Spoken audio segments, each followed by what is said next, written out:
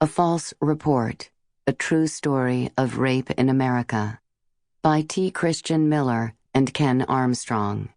Read for you by Hillary Huber, with an epilogue read by Ken Armstrong and an author's note read by T. Christian Miller. Chapter 1. The Bridge. Monday, August 18th, 2008. Linwood, Washington. Marie left the interview room and walked down the stairs of the police station, accompanied by a detective and a sergeant. She was no longer crying. At the bottom, the police handed her off to the two people who were waiting for her there. Marie belonged to a support program for teenagers aging out of foster care. These two were program managers. "So," one said, "were you raped?" It had been 1 week since Marie, an 18-year-old with hazel eyes, wavy hair, and braces, had reported being raped by a stranger with a knife who had broken into her apartment and blindfolded, bound, and gagged her. In that week, Marie had told the story to police at least 5 times. She had told them, thin white man, short as 5'6", blue jeans, hoodie, gray, maybe white, eyes, possibly blue. But her story wasn't always the same in the telling, and the police had heard from people in Marie's life who had doubts.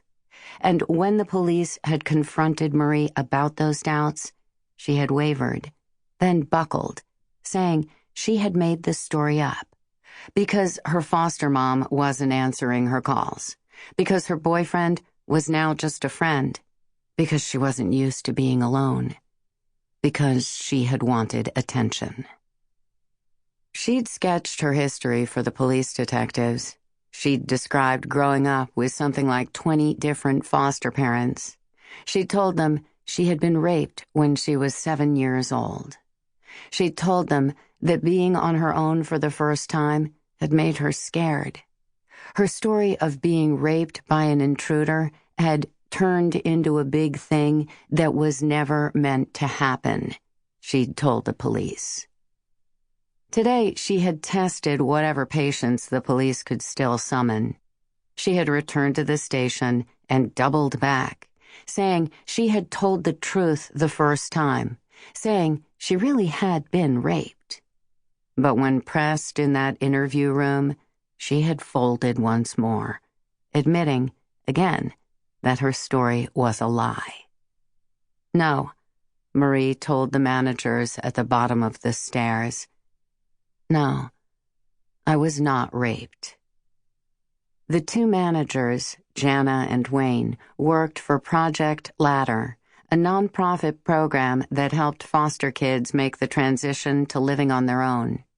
Project Ladder taught teenagers, 18-year-olds mostly, the mundane skills of adulthood, from how to shop for groceries to how to manage a credit card. The biggest boost the program provided was financial. Project Ladder subsidized each teen's 1-bedroom apartment, making it possible for the kids to get a foothold in the expensive rental market ringing Seattle. Wayne was Marie's case manager. Jana was a program supervisor.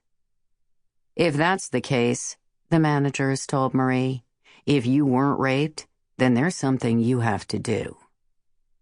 Marie dreaded whatever was next.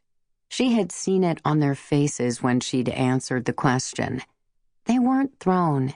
They weren't taken aback. They doubted her before, just like the others. It occurred to Marie that from now on, people would think she was mentally ill. She, too, wondered if she was broken, if there was something in her that needed to be fixed. Marie realized just how vulnerable she had become. She worried about losing what little she had left. A week ago, she'd had friends, her first job, her first place to call her own, freedom to come and go, a sense of life unfurling. But now, that job and that sense of optimism were gone. The place and her Sample complete. Ready to continue?